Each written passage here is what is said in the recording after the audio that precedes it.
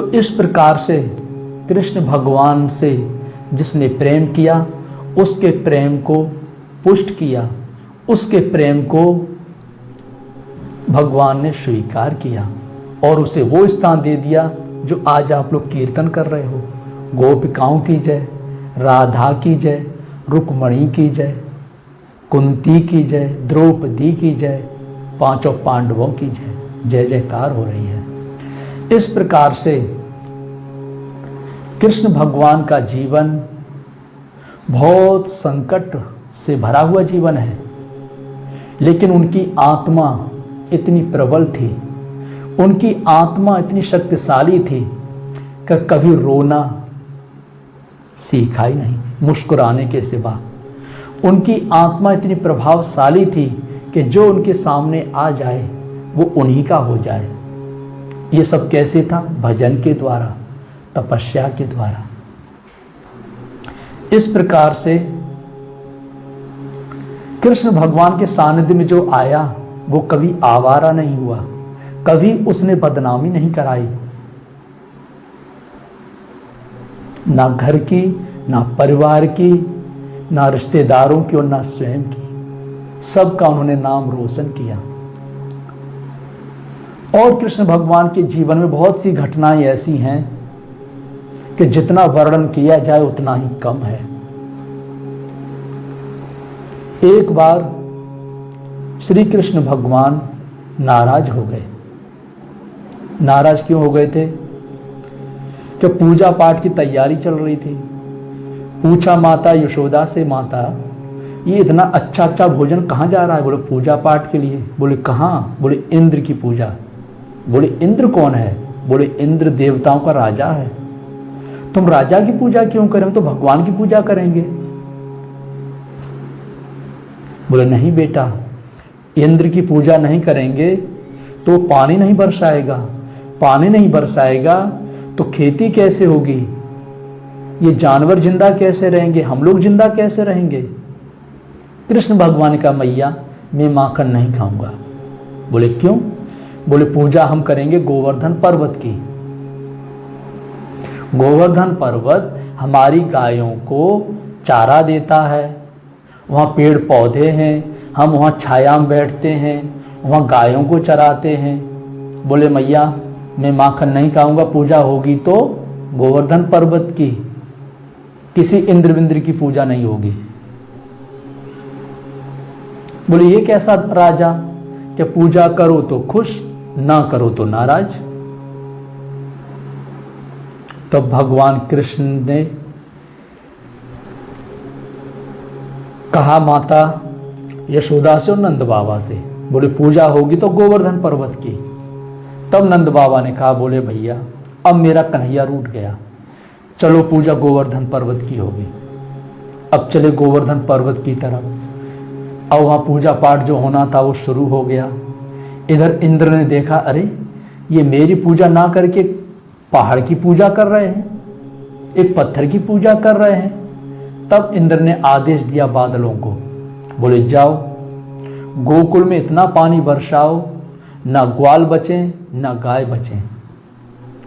अब मेघ काली काली घटा बन करके छाने लगे, बरसात शुरू हो गई। तब ग्वाल वालों ने कहा नंद बाबा से, बोले नंद बाबा लड़के की बात में आ गए, मोह में पड़ गए, अब बचाओ इस कहर से। अब ना ग्वाल बचेंगे ना गाय बचेंगे। लड़के के मोह में आकर के सर्वनाश कर दिए।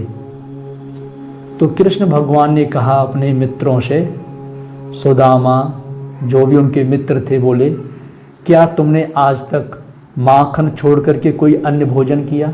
बोले कभी नहीं। बोलो उठाओ गोवर्धन पर्वत को। अब गोवर्धन पहाड़ को उठाने लगे और कृष्ण भगवान के सहयोग से अब गोवर्धन पर्वत उठा लिए और जितने ग्वाल वाल थे, गोकुलवासी थे, सबको उसी के नीचे बुलाए, सब आ गए। इधर ग्वाल वाल सभी डंडा लगाए थे, अपना अपना गोजी अपना अपना डंडा जो लिए थे। कृष्ण भगवान उंगली लगाए थे। तो ग्वाल वालों ने विचार किया कि कृष्ण तो उंगली भर लगाए है और हम इतना मोटा मोटा डंडा, इस उंगली में कौन सी ताकत होगी, अगर ये उंगली हटा ले तो हम ही रोक लेंगे। तो कृष्ण भगवान समझ गए कि ये लोग क्या चिंतन कर रहे हैं। तो कृष्ण भगवान उंगली थोड़ा सा नीचे कर दें। अब जब नीचे कर दें तो पहाड़ नीचे आ जाए। अब वो दांत पीसने लगे, पसीना पसीना हो जाए। फिर कृष्ण भगवान देखें कि ये थक गए तो फिर उंगली को थोड़ा सा ऊपर कर दें तो उन लोगों को राहत मिल जाए। तब सभी ने कहा, भाई देखो, इस कन्हैया की उंगली में तो कुछ ना कुछ है। ये उंगली नीचे कर लेता है तो हमें पसीना होने लगता है, घबराहट होने लगती है, और जब उंगली ऊपर कर लेता है तो ये पहाड़ में जैसे कोई वजन ही नहीं है। बोले कन्हैया तू उंगली मत हटाना, वाकई हम लोग देख लेंगे। बोले भैया हमें तुम ही लोगों का भरोसा है। पानी बरसते बरसते 7 दिन तक बूंद नहीं टूटी। 8वें दिन पूरे मेघ सूख गए और इंद्र के चरणों में जाकर के गिरे। बोले त्राहिमाम त्राहिमाम। बोले अब हमारे पास एक बूंद पानी नहीं बचा है, हमारी रक्षा करो जो नीचे खड़े हैं उनसे। इतने में नारद जी पहुंच के बोले, नारद जी ने कहा, इंद्र तुझे दिखाई नहीं पड़ रहा? संपूर्ण ब्रह्मांड के स्वामी ये साक्षात परमेश्वर हैं, जो तूने एक शिशु समझ रहा, बालक समझ रहा है। बोले जल्दी जा, प्रणाम कर, क्षमा मांग, नहीं तो तेरा ही अंत है। तब इंद्र दौड़ा और कृष्ण भगवान के चरणों में गिरा। बोले योगेश्वर, हे प्रभु मुझे क्षमा कर दीजिए, मैं आपको पहचान नहीं पाया। तब कृष्ण भगवान ने कहा, दुष्ट, हमने तुझे राजा इसलिए बनाया था तू प्रजा को सुखी रखे, प्रजा का जो कष्ट हो उसे दूर करे, और तू भगवान हो गया। और तू भगवान कब से बन गया? तू पूजा पाठ कब से कराने लगा? पूजा करो तो खुश और ना करो तो प्रलय मचा देगा। बोले प्रभु अब हमसे ऐसी भूल नहीं होगी। आजकल ऐसे लोग बहुत से हैं इंद्र की तरह।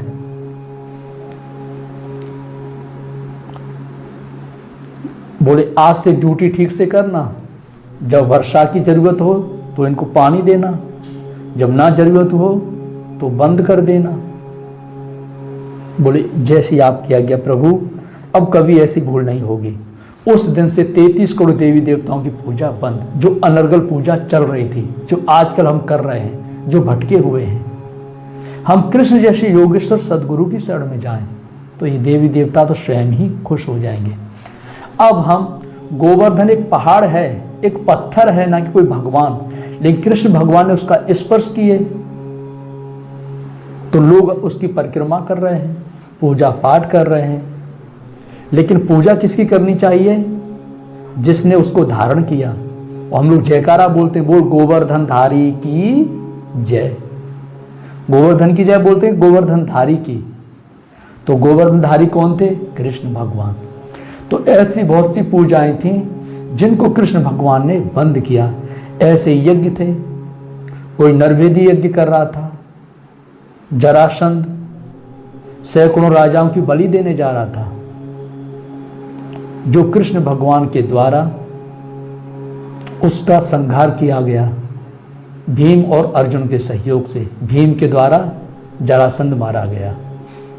तो नरवेदी यज्ञ, जो बलि यज्ञ आजकल हो रहे हैं पशुओं की, ये भी सब बंद कराए कृष्ण भगवान। तो जो अनर्गल पूजाएं पाठ जो चल रहे थे, सब पर प्रतिबंध लगाया था योगेश्वर श्री कृष्ण भगवान ने।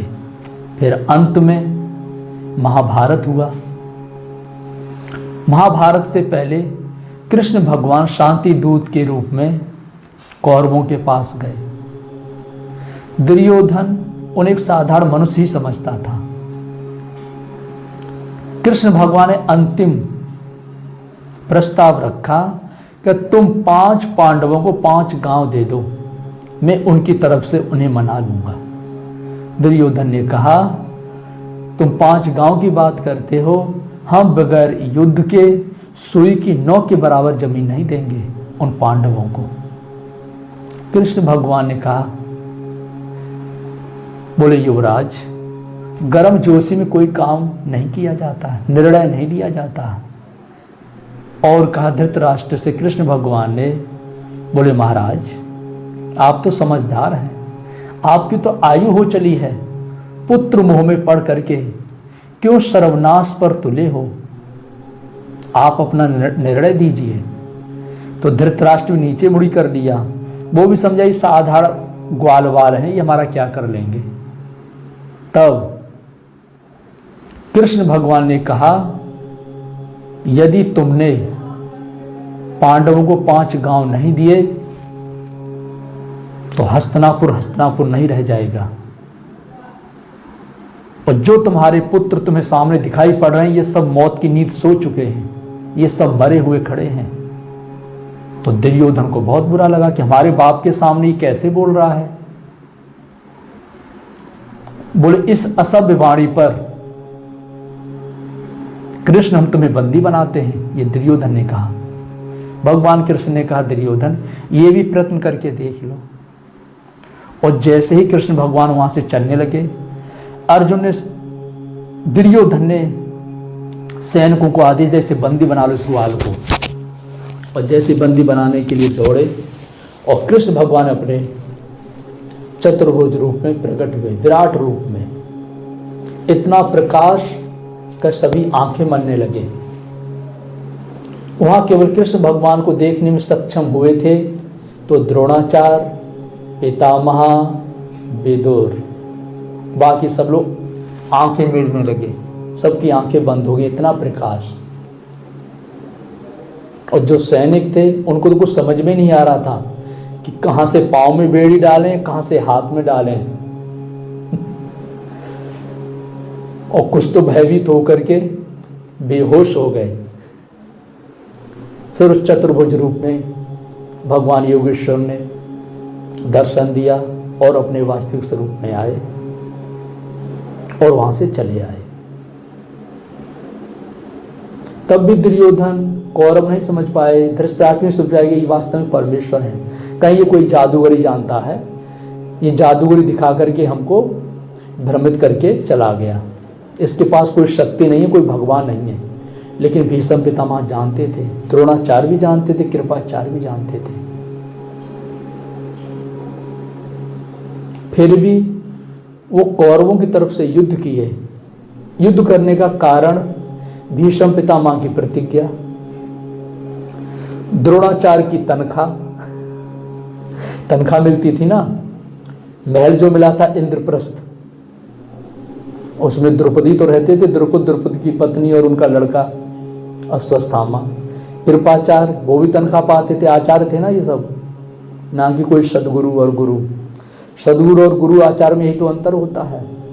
सदगुरु सबका कल्याण करते हैं, वो किसी तनख्वाह पर नहीं जीते ना पलते हैं। आचार्य जहाँ से तनख्वाह पाएंगे उसी की भाषा बोलेंगे, जैसे आजकल आचार्य हो गए, जहाँ से तनख्वाह मिल रही है, दान दक्षिणा खूब मिल रहा है, उसी की भाषा बोलते हैं। लेकिन महापुरुष ऐसा नहीं करते, सदगुरु ऐसा नहीं करते। वो तो वो भाषा बोलते हैं जिससे सबका कल्याण हो, वो परिभाषा देते हैं जिससे सबका उद्धार हो, मार्गदर्शन मिले। इस प्रकार से फिर युद्ध हुआ। युद्ध में पांडवों की विजय हुई, जिसमें कृष्ण भगवान ने गीता सुनाई। जिस गीता ज्ञान के द्वारा अर्जुन का मोह ही नहीं, जो भ्रांतियां थी वो दूर हुई। क्योंकि अर्जुन भी हमारी और तुम्हारी तरह पूजा पद्धतियों में फंसा हुआ था। धर्म के नाम पर कुल धर्म सनातन, कि कुल धर्म ही सनातन है, जाति धर्म शाश्वत है, जाति धर्म ही शाश्वत है, पिंडोदक क्रिया लुप्त हो जाएगी, कुल की स्त्रियां दूषित होंगी, हम कुलघाती हो जाएंगे, अपने सगे संबंधियों को मार कर हम नरक में जाएंगे। कृष्ण भगवान ने कहा, अर्जुन तुझे इस विषम स्थल में अज्ञान कहाँ से उत्पन्न हो गया? भूल करके भी वरिष्ठ महापुरुषों ने इसका आचरण नहीं किया। ना ये कीर्ति देने वाला है, ना ये यश बढ़ाने वाला है। ये तुमने अनार्यों का आचरण कहाँ से सीख लिया? इस प्रकार से कृष्ण भगवान ने अर्जुन के जितने मार्ग में आने वाले भ्रम थे उन सबको दूर किए और अर्जुन फिर युद्ध के लिए खड़ा हुआ। युद्ध भी हुआ और विजय भी प्राप्त हुई। वास्तव में आज हम सब अर्जुन की तरह 33 करोड़ देवी देवताओं में उलझे हुए हैं, भूत प्रेतों में उलझे हुए हैं, जाति के नाम पर लड़ रहे हैं, कुल परंपराओं की पूजा पद्धतियों में भटके हुए हैं। ये सब अज्ञान है। कौन कह रहा है? ये कृष्ण भगवान कह रहे हैं। किसके माध्यम से? गीता के माध्यम से। इसलिए आज जो चमत्कार देख रहे हो, जो नाना प्रकार के भगवान रोज ही प्रकट हो रहे हैं, जो नाना प्रकार की पूजा पद्धतियां रोजाना ही प्रकट हो रही हैं, कभी रुद्र अभिषेक, तो कोई मृत्युंजय का पाठ, तो कभी दुर्गा सप्तमी, तो कभी कुछ पता नहीं क्या क्या इतनी पूजा पद्धति हैं कि 360 दिन साल के होते हैं, वो भी कम पड़ जाएंगे। आप गीता को पढ़िए, कृष्ण भगवान के उपदेशों को पढ़िए। सत्य क्या है, सार तत्व क्या है, परिचय मिल जाएगा। यही है कृष्ण भगवान की जन्म अष्टमी, जो हमें मार्गदर्शन देती है। और जो इस स्तर पर महापुरुष होंगे वो भी गीता ज्ञान ही बताएंगे, गीता की ही वाणी बोलेंगे। वो 10-20 भगवान की पूजा नहीं बताएंगे, एक परमात्मा की पूजा जो कृष्ण भगवान ने बताई, जो गीता के माध्यम से बताए। इतना ही हमें करना है। यही है कृष्ण जन्म अष्टमी। इसका आध्यात्मिक स्वरूप हम बता चुके हैं, फिर भी पुनः थोड़ा थोड़ा बताते हैं।